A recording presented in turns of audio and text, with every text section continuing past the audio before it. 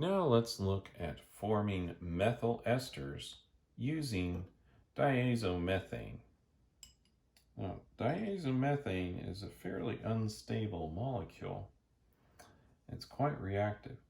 And part of the reason for that is it forms an excellent leaving group, one of the best. So let's look at this transformation.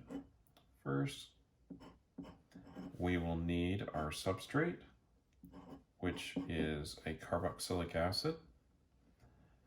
And then we will add diazomethane, which is CH2N2. And we'll need some solvent. So let's use diethyl ether and some dichloromethane.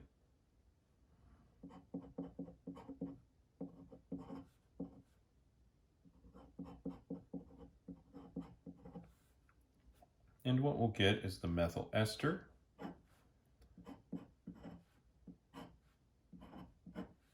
So there's a methyl ester and nitrogen gas.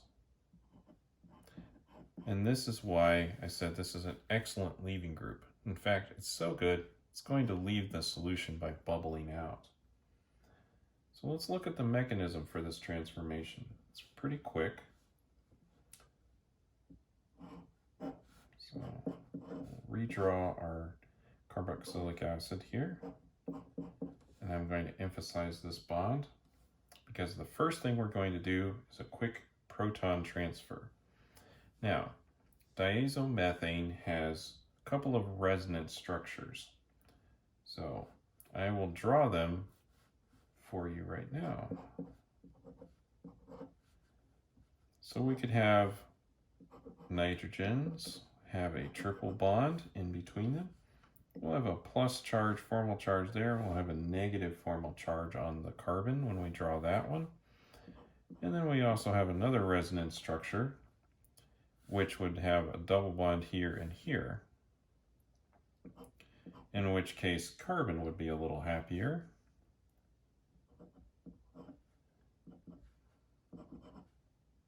But we still have a plus charge on nitrogen. Now we've moved the negative charge over to this nitrogen. So I would expect that this would be the more common resonance structure, but we can form a nice reaction using this one. So we're going to take this negative charge on the carbon. That's basic, and this is an acid. So we're going to go ahead and take that proton in a proton transfer reaction. When we do that, we will end up with the conjugate base of the carboxylic acid right there. And we will also have changed our diazomethane reagent.